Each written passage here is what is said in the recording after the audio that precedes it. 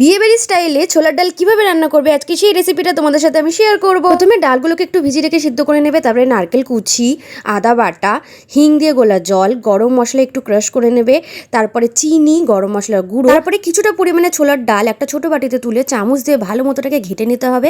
তার মধ্যে ছোলার ডাল সিদ্ধ করা ওই জলটুকু দিয়ে আরো ভালো মতো ঘেটে নিতে হবে। তারপর দেখবে এরকম সুন্দর একটা পেস্ট হবে। এটা কিন্তু মেন ইনগ্রিডিয়েন্টস, এটা তোমরা করবেই অবশ্যই। সম্পূর্ণ রান্নাটা আমি সর্ষের তেলে করছি। সর্ষের তেল গরম হয়ে যাওয়ার পর প্রথমে নারকেল কুচি দিয়ে নারকেলগুলোকে ভেজে নেব। তারপর ফোড়নের জন্য শুকনো লঙ্কা, তেজপাতা, গরম মশলা আর একটু জিরে দিয়ে ভালো মতো ফোড়ন দেবো। আমি ওই নারকেল ভাজার তেলের মধ্যেই ফোড়ন দিয়েছিলাম, তোমরা চাইলে তেলটা চেঞ্জ করে নিতে পারো। তার মধ্যে আদা কুচিটা দিয়ে দেবো। তবে এখানে মনে রাখতে হবে আদা কুচি তেলে দিয়ে বেশিক্ষণ ভাজা যাবে না, সঙ্গে সঙ্গে ওই হিং দিয়ে গোলা জলটা ঢেলে দিতে হবে। তার সাথে সাথে এই যে পেস্টটা বানিয়েছিলাম ডালের আমরা, সেটাও দিয়ে দিতে হবে। সম্পূর্ণ বিষয়টাকে ভালো মতো ঘেটে চেড়ে তার মধ্যে একটু নুন অ্যাড করতে হবে, যে যেরকম পরিমাণে খাও সেই পরিমাণ মতো। তারপরে আরো কিছুক্ষণ মিশিয়ে নিতে হবে। ও হ্যাঁ, এখানে আমি কাঁচা লঙ্কা অ্যাড করেছিলাম, সেটা তোমাদের দেখাতে ভুলে গেছি। তোমরা কাঁচা লঙ্কা অ্যাড করো অতি অবশ্যই। তারপরে ভেজে রাখা নারকেল দিয়ে কিছুক্ষণ কষাতে হবে। যখন এই তেল বেরিয়ে আসবে তারপরে ডালটা তোমরা দিয়ে দেবে জল শুদ্ধ। ট্রাস্ট মি গাইস, তোমরা যদি এইভাবে ছোলার ডাল রান্না করে একবার খাও তোমাদের সত্যি ভালো লাগবে।